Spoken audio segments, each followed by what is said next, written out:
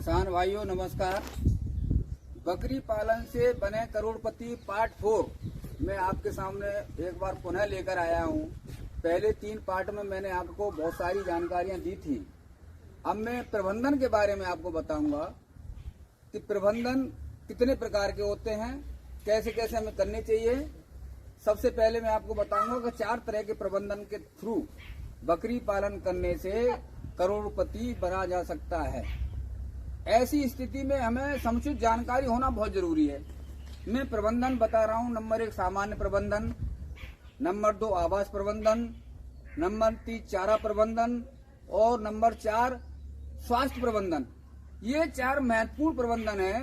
अगर इनकी महत्वपूर्ण प्रबंधनों को हम अपने देख रेख में करेंगे तो मैं आपको गारंटी के साथ कह रहा हूं कि आपको बकरी फार्म से निश्चित रूप से करोड़पति बनने से कोई भी नहीं रोक सकता है। बहुत सारे लोग हमें कमेंट करते हैं, साहब आप करोड़पति, मैं गवर्नमेंट ऑफिसर हूं, मैं आपको केवल फ्री में मुफ्त शिक्षा दे रहा हूं, उससे आपका कुछ ले नहीं रहा हूं। तो आप अगर इसके सही ढंग से जानेंगे, ऐसी स्थिति में हमें प्रबंधन कैसे कैसे करने चाहिए। सर्वप्रथम आता है आवास प्रबंधन। एक आइडियल सेट बकरी को पालने के लिए कैसी होनी चाहिए और कितनी बकरी उसमें किस साइज की आनी चाहिए। तो सामान्य प्रबंधन की जो बता रहा हूँ, सबसे पहले ये आप हमारे यहाँ देख रहे हैं एक आइडियल सेट किस तरह का होता है। आइडियल सेट की लंबाई चौड़ाई होती है 60 बाई 60 स्क्वायर फीट में हम जो है एक आइडियल सेट का निर्माण कर सकते हैं। उसकी इनसाइड जो कवर्ड एरिया होता है सेट का, वो 60 बाई 20 का होता है। उसकी निश्चित एक हाइट होती है। सेंटर से हम देखेंगे तो 12 फीट उसकी हाइट होती है। 4 फीट की स्लोप देकर हम देखेंगे कि उसमें 8 फीट का कवर्ड एरिया साइड से होता है। और क्रॉस वेंटिलेशन होना बहुत आवश्यक है। मैं क्रॉस वेंटिलेशन के बारे में आपको बताऊंगा कि क्रॉस वेंटिलेशन के क्या क्या फायदे हैं। ये आपको विस्तृत रूप में तो हमारे यहाँ ट्रेनिंग में आने पर ही मालूम पड़ेगा। ये देखिए, ये हमारे यहाँ एक आइडियल सेट है। बकरी के साइज के अनुसार से इस सेट में हम छोटे कद की बकरी 100 से 110 बकरी हम पाल सकते हैं एक सेट में। मध्यम कद की जो बकरी है 80 से 90 हम पाल सकते हैं। और बड़े साइज की बकरी जो होती है, लार्ज साइज की जिसे हम कहते हैं, वो 70 से 75 बकरी इस आइडियल सेट में आसानी से पाली जा सकती हैं। इसकी सुरक्षा की दृष्टि से भी हम देख रहे हैं कि सुरक्षा सेफ्टी पॉइंट ऑफ व्यू से भी आप देख रहे होंगे कि जो 40 बाई 60 का हमारा कॉरल है, ओपन कॉरल, और 60-20 का जो इनसाइड कवर्ड कॉरल वो सेट है, इसको ध्यान में रखते हुए हम देख रहे हैं। आप सेफ्टी पॉइंट ऑफ व्यू से आप देख रहे हैं 1 फीट की बाउंड्री चारों तरफ हमारे सेट के है। 1 फीट की बाउंड्री इसलिए बनाई गई है कि कोई भी जंगली पशु आके जमीन में से खोद के हमारी बकरियों को कोई नुकसान न पहुंचा पाए। तो आइडियल सेट का महत्व है, हम ज्यादातर सेट जहां तक संभव हो सस्ते से सस्ते में बनाया जा सकता है साइज का, लेकिन जहां तक हो सीमेंट की एजबेस्टस शीट का उपयोग किया जाए तो बहुत ही फायदेमंद रहता है। ये ताप रोधी होती है, कितनी भी गर्मी हो, कितनी भी सर्दी हो, सबसे बचाव करती है। ओपन क्रॉस वेंटिलेशन की मैं जो आपको बता रहा हूँ, शुद्ध हवा का आवागमन सेट के अंदर रहेगा। और बकरी जब चाहे भोजन करने के लिए बाहर आ सकती है, जब उसे असहजता महसूस हो तो अंदर भी जा सकती है। 5 मिनट का बहुत है। दूसरा सामान्य प्रबंधन में सबसे प्रथम आता है बकरियों की देखरेख कैसे करें, उचित प्रबंधन कैसे करें। उसमें हम देखेंगे कि समुचित संख्या में एक सेट में कितनी बकरियां हमें रखनी चाहिए। एज वाइज, सेक्स वाइज कैसे हम आइसोलेट करके रख सकते हैं। अगर उसमें कोई बीमार भी है तो उसे हम अलग रखना चाहिए। और संख्या के अनुसार मैं जो बता रहा हूँ नंबर वाइज, कि क्राउड ही नहीं होना चाहिए। मैंने साइज के हिसाब से जो आपको अभी बताया था कि मध्यम कद की या छोटे कद की या बड़े कद की बकरियां एक आइडियल सेट में 60 बाई 60 के एक सेट में कितनी बकरियां रखी जाएं। तो प्रबंधन में हम देख रहे हैं कि हम मेल जो बक्स होते हैं, ब्रीडर जो होते हैं, वो अलग रखे जाएं, उनके लिए अलग रखने की व्यवस्था हो। नंबर 2, जो हमारी 51 बकरी प्रेग्नेंट जो बकरी होती हैं प्रेग्नेंट बकरियों के लिए हमारी अलग व्यवस्था होनी चाहिए, क्योंकि कुछ बकरियां ऐसी होती हैं कि आपस में चोट मारती हैं, तो कभी कभी प्रेग्नेंट गोट को भारी नुकसान होने की संभावना रहती है। दूसरे नंबर पर जो उससे छोटी जो ड्राई गोट हैं, सूखी बकरियां हैं जो कुछ नहीं दे रही हैं, वो उनको हम अलग हेड में रखना चाहिए, अलग हेड उनका एक साइड में होना चाहिए।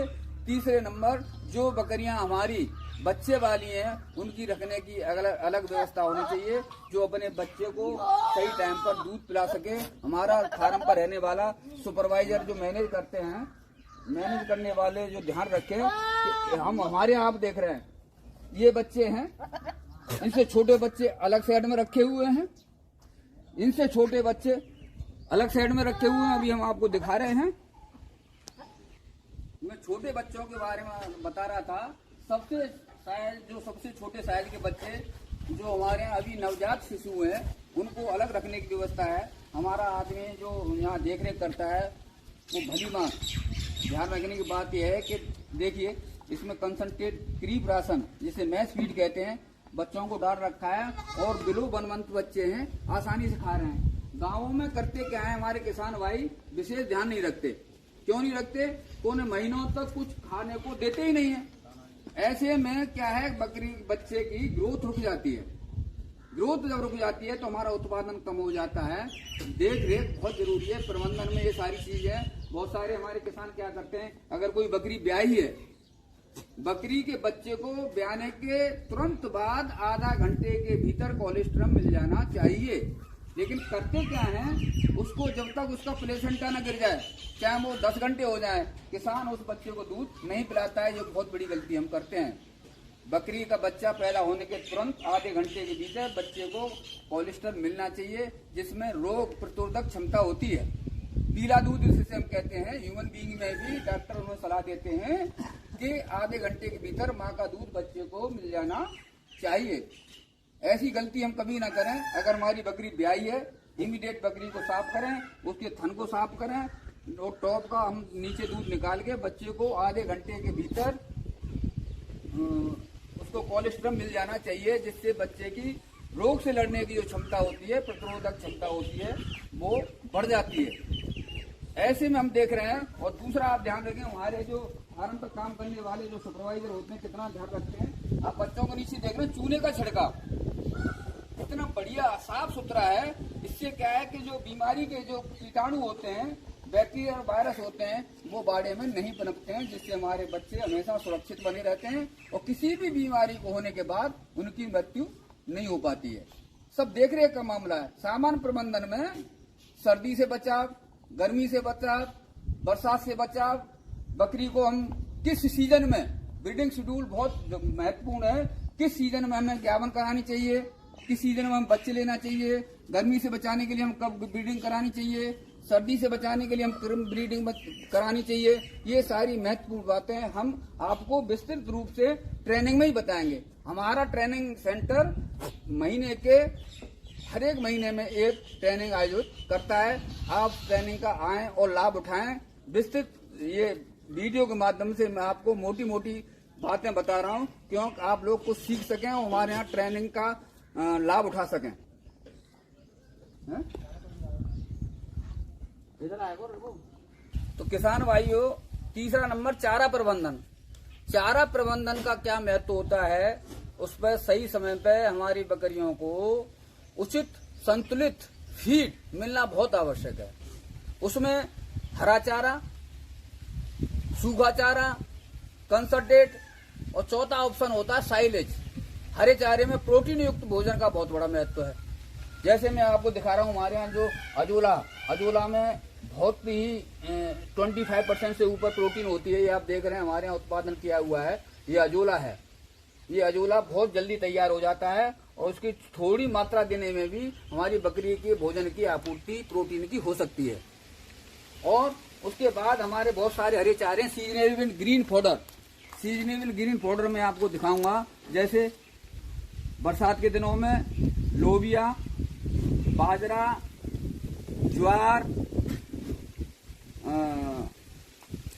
बहुत सारी सीजनल रबी की फसलों में जो हम उगाते हैं, सर्दी की चारे की फसलों में रिजिका है, बरसीम है, जौ है, जई है, ये सारे संतुलित फीड हैं जिनमें प्रोटीन और विटामिन की अच्छी मात्रा होती है। मैं अजोला के बारे में बता रहा था। ऐसे ही एक हरे चारे के रूप में अभी सहजना में 26% प्रोटीन पाई जाती है। हमारे किसान भाई उसे बहुत जल्दी उस विकल्प अच्छे भोजन के रूप में विकल्प के रूप में चुन रहे हैं और सहजने का अच्छा उत्पादन करके उसके बकरियों को खिला रहे हैं। सहजना में आपकी दिखाऊंगा। और तीसरा जो ड्राई पाउडर भूसा, चाहे चने का भूसा हो, चाहे अरहर का भूसा हो, चाहे गेहूं का भूसा हो, किसी भी तरह का मूंग का भूसा हो,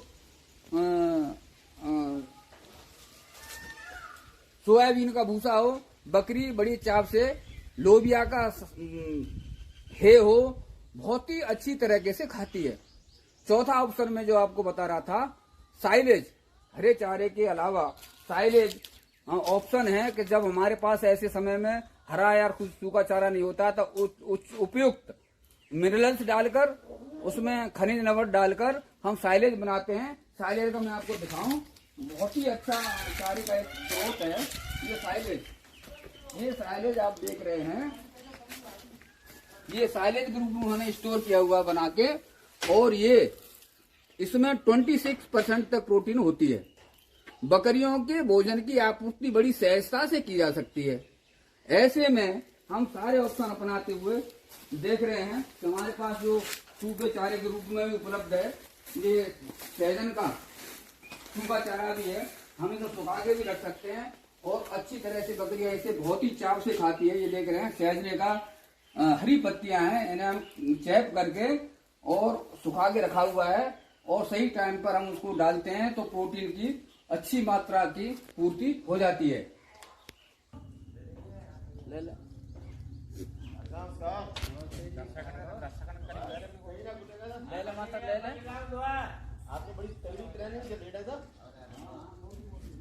अरे यार अब यही तो बना हुआ है, घाम है ये यार, काम करना है।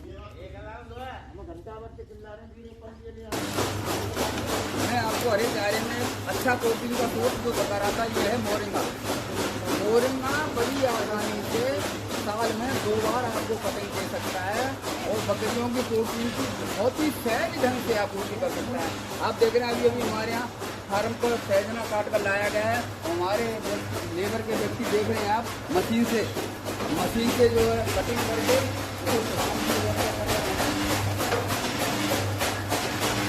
सुखाने के लिए बाहर लाएंगे। इसे सुखाने के उपरांत इसे स्टोर कर लेंगे और स्टोर करने के उपरांत उसको एक अच्छे स्रोत के रूप में भोजन की व्यवस्था हो जाएगी।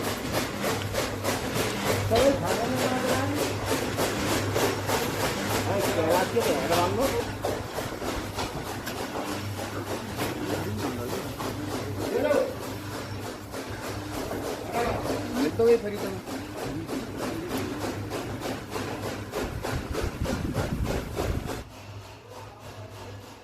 सबसे महत्वपूर्ण और अंतिम प्रबंधन है स्वास्थ्य प्रबंधन। मैंने अभी आपको बताया था आवास प्रबंधन, सामान्य प्रबंधन, चारा प्रबंधन और सबसे महत्वपूर्ण स्वास्थ्य प्रबंधन। स्वास्थ्य प्रबंधन में हमें जो सबसे पहले उपाय करने होंगे, जो पेंडेमिक डिजीज होती हैं, महामारी की डिजीज होती हैं, उनको बचाव के क्या क्या साधन हैं और कौन कौन सी बीमारियां होती हैं, ये सारी विस्तृत रूप से तो हम आपको ट्रेनिंग में बताएंगे। अभी नया बैच शुरू होने जा रहा है हमारा 11 जून से 15 जून के बीच में, उसमें आप ट्रेनिंग में आएंगे जब हम सारी विस्तृत बात बताएंगे। महत्वपूर्ण बात है जो पेंडेमिक डिजीज में आपको बता रहा हूँ, सबसे खतरनाक डिजीज बकरियों के लिए है PPR, जिसे हम बकरियों की प्लेग कहते हैं। नंबर 2 एंट्रोटॉक्सीमिया। एंट्रोटॉक्सीमिया हिंदी में अंतड़ियों का जहर या आंत्र विषाक्तता।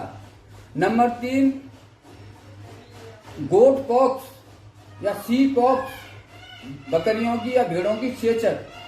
नंबर 4 मुंह पका, खुरपका और नंबर 5 गला घोंटू। ये पांचों बीमारियां पेंडेमिक हैं जिनसे भारी नुकसान होने के चांस रहते हैं। छोटे बच्चों में भी कुछ बीमारियां होती हैं जैसे कॉक्सीडिया,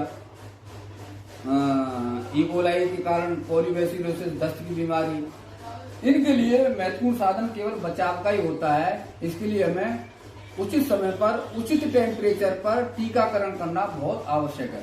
टीकाकरण 3 महीने से ऊपर के जितने भी बकरियां आपके पास हैं, नंबर 1 पीपीआर का टीका, नंबर 2 एंटरोटॉक्सीमिया का टीका जो ईटी के नाम से मिलता है, नंबर 3 गोट पॉक्स चेचक का टीका, नंबर 4 मुंहपका खुरपका एफएमडी का टीका, नंबर 5 एचएस हेमरेजिक सेप्टिसेमिया गला घुंटू का टीका। ये पेंडेमिक डिजीज हैं। अगर आपने प्रिवेंटिव शेड्यूल भलीभांत मेंटेन कर लिया तो आपके फ्लॉक में कभी भी किसी भी तरह की कोई बीमारी नहीं आ सकती है। बाकी जो भी होता है छोटे बच्चों में सही समय पर सही ब्रीडिंग करा के सही समय पर बच्चा लेने से भी सारी बीमारियों का निदान संभव है। कुछ छोटी मोटी बीमारियां जो क्यूरेटिव ट्रीटमेंट होता है, जो डेली बीमारियां रिटर्न में जो आती हैं, जैसे दस्त होना, बुखार होना, निमोनिया होना या पेट का फूलना, अफरा जिसे कहते हैं, इन बीमारियों का तो इलाज आसान है। लेकिन पेंडेमिक डिजीज का बिना प्रिवेंटिव शेड्यूल मेंटेन किए संभव नहीं है। आपने अगर ये प्रिवेंटिव शेड्यूल मेंटेन कर लिए हैं तो मैं आपको इसका खर्च बता रहा हूँ।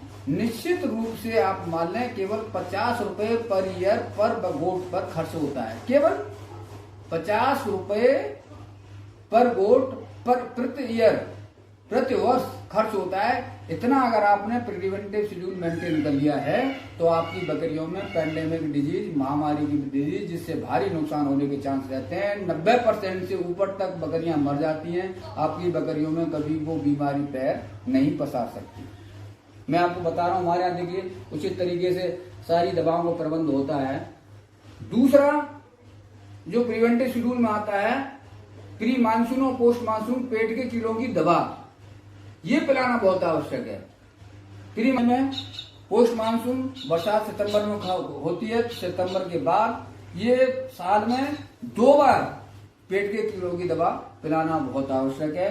नंबर 3 जो पैरासाइट होते हैं वो भी महामारी का रूप ले लेते हैं, जैसे एंडोपैरासाइट, अंत्य परजीवी, एक्टोपैरासाइट, बाह्य परजीवी, 2 तरह के परजीवी होते हैं। इनके लिए जो प्री मानसून और पोस्ट मानसून में दवा पिलाने की बात बता रहा हूँ। एक्टोपैरासाइट के लिए साल में 2 बार हम जो पार्ट 3 में बकरी पालन से बने करोड़पति पार्ट 3 में बता चुका हूँ, डिपिंग के रूप में किस समय पर कैसे मौसम में करनी चाहिए, सारी चीजें मैं आपको बता चुका हूँ। अब आपसे यही कहना है मेरा, अगर आपको वास्तव में बकरी पालन से करोड़पति बनना है तो Einstein scientific goat farm training centre पर आप ट्रेनिंग लेने आए।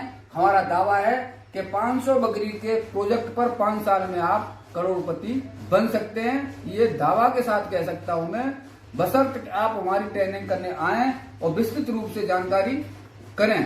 ट्रेनिंग में 5 दिन की 5 दिवसीय ट्रेनिंग होती है, जिसके रहने खाने समेत केवल 7,000 रुपए फीस है। सारा खर्चा हम ही उठाते हैं, 7,000 रुपए में ही है। आप जो जून के महीने में भी एक ट्रेनिंग हमारी हर महीने जो होती है, तो अगले महीने में जून में 11 जून से 15 जून के बीच अंतर्गत ट्रेनिंग हो रही है। उसमें आप रजिस्ट्रेशन जारी है, आप तुरंत रजिस्ट्रेशन कराएं और उसका लाभ उठाएं। धन्यवाद।